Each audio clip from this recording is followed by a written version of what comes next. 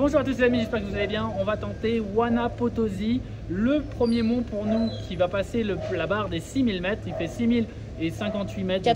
88 mètres.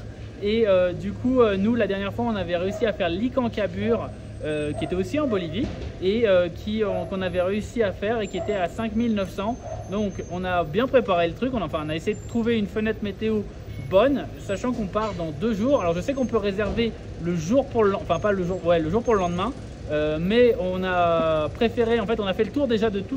On est dans la rue principale, cette rue elle va jusqu'à la place San Francisco, et donc là il y a il y a toutes les agences. On a été dans toutes les agences, on a demandé tous les prix, etc. On a tout l'équipement, qu'est-ce qui est inclus, qu'est-ce qui n'est pas inclus. Il y a quelques différences, mais en vrai elles ont à peu près elles offrent à peu près le même service, à part sur une chose, c'est le prix.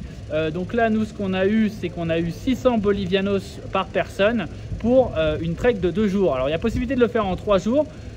Et ça permet de vous acclimater et en gros moi je trouve qu'il y a une journée qui fait, c'est un peu de la touchette, mais du coup on l'a viré et on a pris pour 2 jours. On espère du coup y arriver en le faisant pour 2 jours, parce qu'évidemment ce 3e jour te permet de t'acclimater, de marcher un petit peu sur la glace avec les crampons, parce qu'il y a aussi beaucoup de gens qui viennent ici pour faire le Huayna Potosí et qui ne sont pas acclimatés et qui n'ont pas l'habitude de ce genre de choses. Nous, nous on est habitués à faire ça.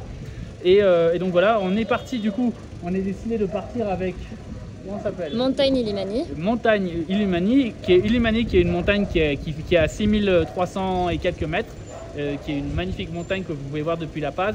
Et on est décidé de partir avec eux parce qu'ils étaient les moins chers, ils avaient des bonnes chaussures, et ouais, globalement le prix et l'équipement. On a pu choisir notre guide. Et on a pu choisir notre guide aussi. On espère. Enfin, c'est ce qu'ils disent évidemment, parce que évidemment quand tu leur parles, ce qui m'énerve c'est que dans les shops, ce sont des closers, des commerciaux. Ils sont toujours à te dire tout est possible, tout est possible, tout est possible.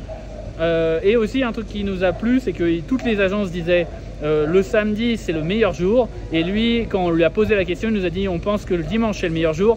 Et moi quand j'ai regardé et j'avais fait mes recherches, j'avais vu qu'il y avait beaucoup de vent le samedi, même si c'était dégagé, et que les gens en gros globalement ils conseillent le jour où il fait beau, où ils sont sûrs d'avoir le pic dégagé. Mais en fait en gros ils disent de toute façon tout le temps tout est possible, si t'es deux tout est possible, etc.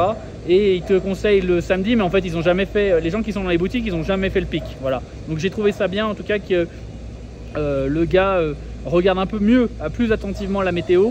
Et on espère, voilà, on sait que juste on a regardé beaucoup leurs critiques, on sait que ils fournissent la nourriture mais qu'apparemment il n'y a pas assez de nourriture, voilà, et les guides te poussent beaucoup.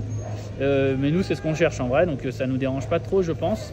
Donc voilà, on va essayer de faire ce pic, on espère que ça va bien se passer. En tout cas ce qui est sûr c'est que on vous fera une review de comment ça s'est passé, et on vous donnera notre avis.